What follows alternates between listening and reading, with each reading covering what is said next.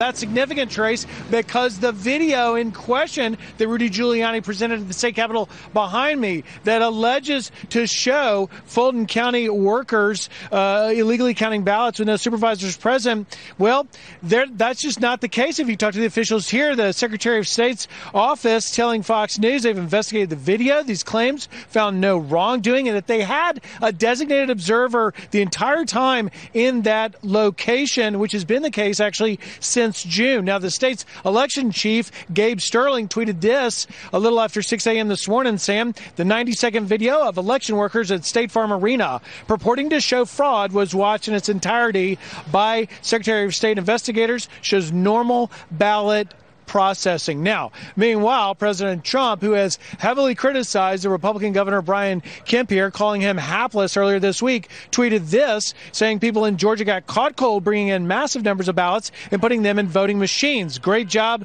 Governor Kemp. Well, the governor, who voted and supports the president, had this to say. Listen. The president, as I said many times, he's a fighter. We've had a few battles, but nobody worked harder for Donald Trump before November 3rd, and I've continued to support his efforts in the campaigns any way that I legally could post the election, and I'll continue to do that. And one of those was supporting the legal process to play out. And Trace, some VIP visits coming here. We have a Trump supporter here trying to talk to us. And the folks here are going to be chanting "Stop the Steal" because they are worried about election integrity. Some of this directed at us, but the VIP visit coming. Vice President Pence will be here rallying for Senators Perdue and Loeffler. So if you've been following along, we have yet another quote-unquote smoking gun from the right in their interminable effort to flood the zone with whatever they can find in their desperation to prove some non-existent election fraud.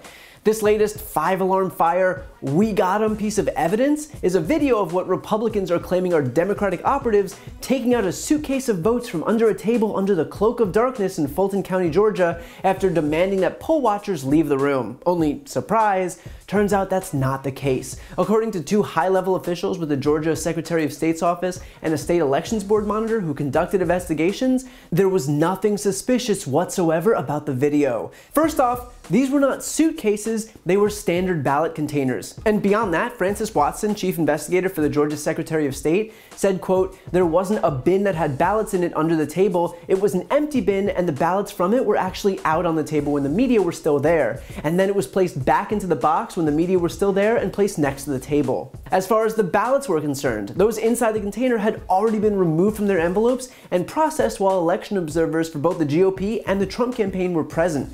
Gabriel Sterling, Georgia's voting system implementation manager and a Republican, said, quote, if you look at the videotape, the work you see is the work you would expect, which is you take the sealed suitcase-looking things in, you place the ballots on the scanner in manageable batches, and you scan them. And finally, the media and observers didn't leave because they were told to, they left once the opening of envelopes was completed. And they were free to return any time, although Georgia law doesn't mandate that they be present for the counting.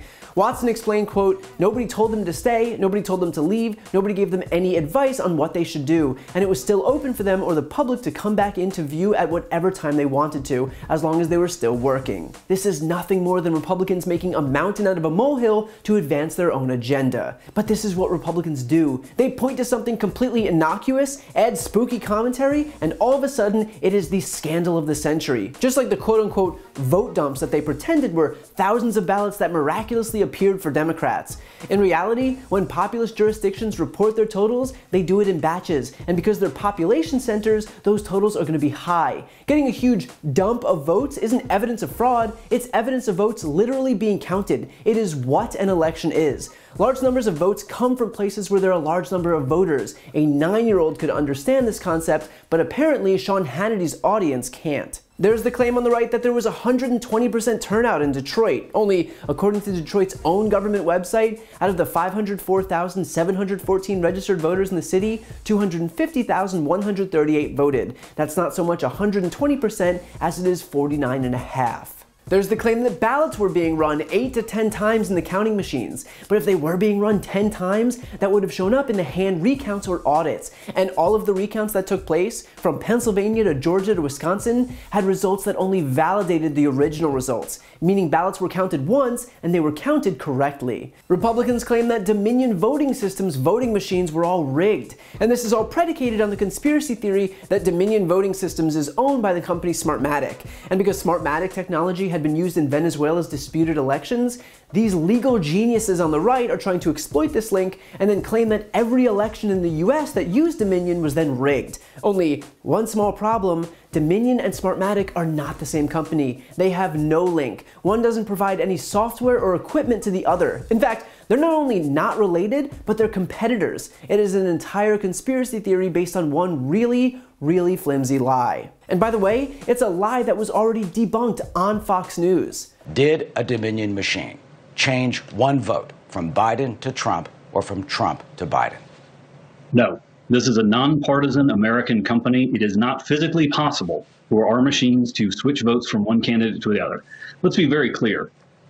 Our election system is run by local elected officials and nonpartisan poll watchers.